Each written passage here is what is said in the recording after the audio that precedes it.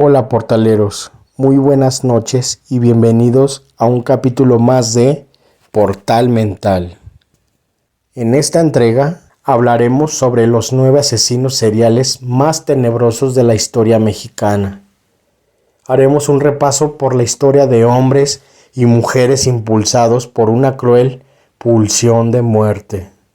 La literatura atribuye el término asesinos seriales a Robert Ressler, agente del FBI, quien en su libro Asesinos en serie de 1998 narra que acuñó el nombre al recordar las series de aventura de televisión que veía cuando era niño, porque el final de cada capítulo dejaba al espectador en vilo hasta la siguiente semana. Asegura que esa sensación queda en los asesinos seriales cuando descubren que el crimen no ha sido tan perfecto como lo viven en sus fantasías. Dice Ressler, tras cada crimen, el asesino serial piensa en cosas que podía haber hecho mejor para que el asesinato hubiera sido más satisfactorio. Esa idea fija los lleva a actuar de nuevo. En México, la psicología forense ha delineado algunas de sus características, pero el mejor conocimiento de los casos de asesinos seriales mexicanos es la prensa de nota roja o de sucesos, que ha servido para documentar sus historias. Aquí algunas que estremecieron en su momento. Francisco Guerrero, el Chalequero. Entre 1880 y 1888, este hombre mató a 20 prostitutas. Las crónicas de la época lo describen como un hombre que, a pesar de ser casi analfabeto, actuaba de manera muy educada con las mujeres para ganar su confianza, pero en realidad era un ser pendenciero, vil, ególatra y manipulador. El mote de El Chalequero provino de su estilo de vestir, pues dicen que solía llevar pantalones entallados, fajas y un chaleco. La policía lo detuvo el 13 de febrero de 1888 tras ser denunciado por los vecinos de una de sus víctimas. Las autoridades no pudieron comprobar su responsabilidad en el resto de los asesinatos, pero uno bastó para que fuera condenado a muerte. Sin embargo, el entonces presidente Porfirio Díaz revocó su sentencia y ordenó una pena de 20 años de prisión en San Juan de Ulúa, Veracruz, de donde fue liberado por error en 1904. Al salir de la cárcel, tuvo una última víctima, Antonia, una mujer de edad avanzada a quien violó, golpeó y degolló. Su detención se atribuye a un reportero que investigó el caso y comparó el asesinato con los ocurridos años atrás. Volvió a la cárcel en 1908, esta vez a Lecumberri, donde fue sentenciado a muerte en 1910 a los 70 años. Carlos Roumagnac, uno de los primeros criminólogos mexicanos, concluyó que él también llamado degollador del Río Consulado, porque allí encontraron a la anciana asesinada, era un criminal nato a quien describió como un degenerado inmoral violento. Gregorio Cárdenas o Goyo, conocido como el Estrangulador de Tacuba, cometió sus crímenes entre agosto y septiembre de 1942. Sus víctimas fueron una compañera de la carrera de Ciencias Químicas y 3 prostitutas. Con ellas primero tuvo relaciones sexuales y después las ahorcó y enterró en el jardín de su casa. En 1942 confesó sus crímenes luego de que su madre lo internó en un hospital psiquiátrico. Preso en Lecumberri, Goyo fue un personaje singular en la cárcel. Asistió a clases de psiquiatría, recibía visitas familiares, sostenía relaciones con las enfermeras e incluso tenía licencia para salir cuando quisiera. Obtuvo su libertad en 1976 por un indulto del entonces presidente Luis Echeverría, y ese año la Cámara de Diputados le rindió un homenaje por ser un ejemplo de readaptación social. ya que durante su estancia en prisión aprendió el Código Penal y se convirtió en abogado de otros internos. Higinio Sobera de la Flor, el Pelón. Su primer asesinato reportado por la prensa ocurrió en 1952. Su víctima fue el chofer de la entonces Miss México, Ana Berta Lepe. Se trataba de un capitán del ejército a quien disparó en la céntrica avenida Insurgentes y la calle de Yucatán, en la colonia Roma, Ciudad de México. La prensa reportó que luego del crimen, el Pelón se refugió en los brazos de su madre, quien lo sobreprotegía de un padre violento, que algunos libros lo identifican como un industrial o hacendado del estado de Tabasco. La madre lo refugió en un hotel y de allí salió en busca de una mujer con quien tener sexo. Su siguiente víctima fue una mujer que no conocía y quien se negó a tomar un café con él. La secuestró, la llevó a un hotel de paso y la mató. Las autoridades solo pudieron comprobarle esos 2 homicidios, pero sospechaban que era responsable de otras muertes. Ya en la cárcel de Lecumberri, los doctores Alfonso Quirós Cuarón, Alfonso Millán y José Sol Casao lo sometieron a exámenes y le diagnosticaron esquizofrenia paranoica. Fue enviado al manicomio de la Castañeda.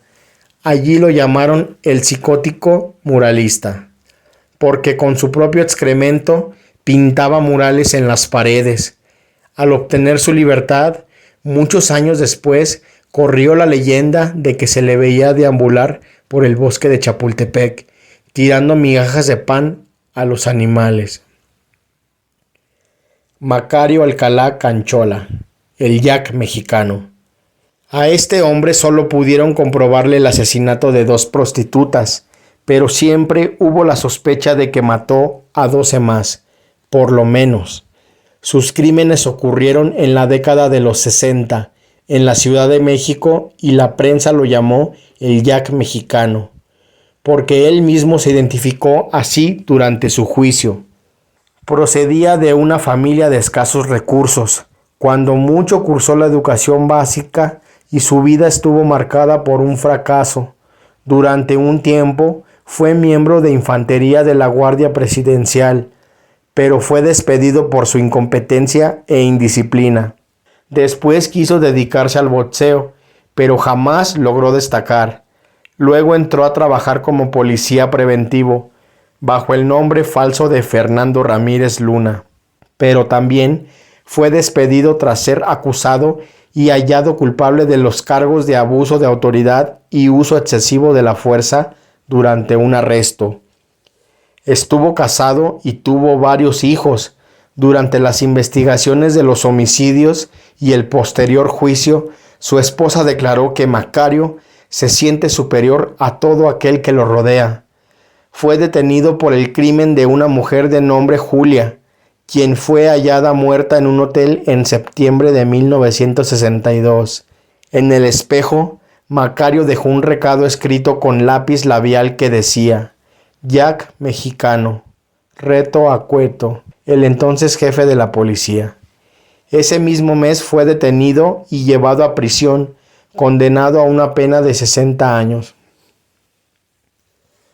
Las hermanas González Valenzuela, alias las Poquianchis.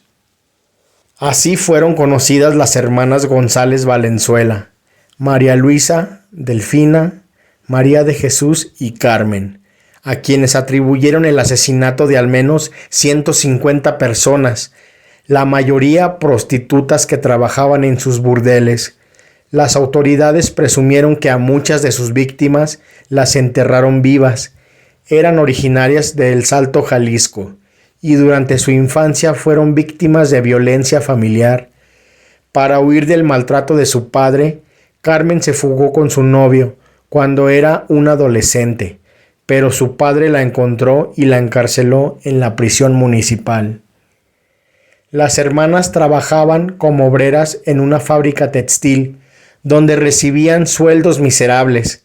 Al morir sus padres, recibieron una modesta herencia que ocupaban para abrir un prostíbulo y comenzar con sus crímenes.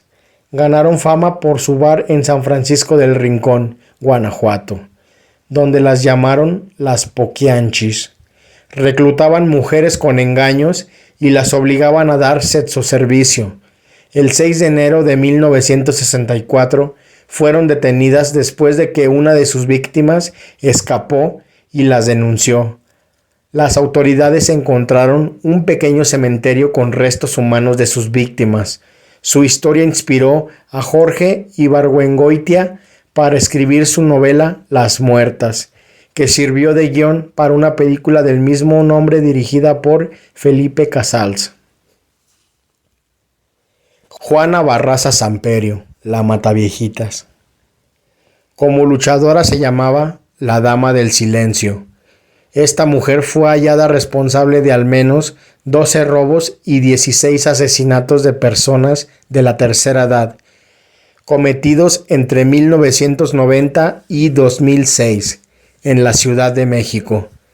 Entraba a su casa haciéndose pasar por enfermera y después los mataba y robaba. Por ello la prensa la identificó como la Mataviejitas.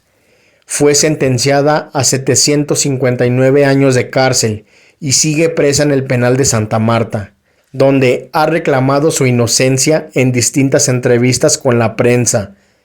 Tras 9 años en prisión, en julio de 2015 contrajo matrimonio con otro interno, pero un año después se divorciaron. Un dato llamaba la atención de ella: siempre vestía de rojo al cometer sus crímenes. Raúl Ociel Marroquín, el sádico.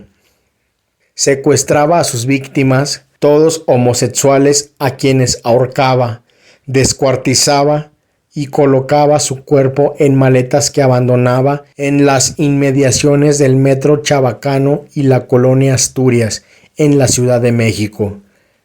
Él comenta: no me arrepiento de lo que hice. De tener la oportunidad, lo volvería a hacer, solo que sería más cuidadoso para no ser atrapado y no cometería los mismos errores que llevaron a mi captura. De lo único que me arrepiento es por lo que está pasando mi familia ahora, dijo luego de su detención en enero de 2006. Fue condenado a 288 años de prisión. José Luis Calva Cepeda, el caníbal de la Guerrero.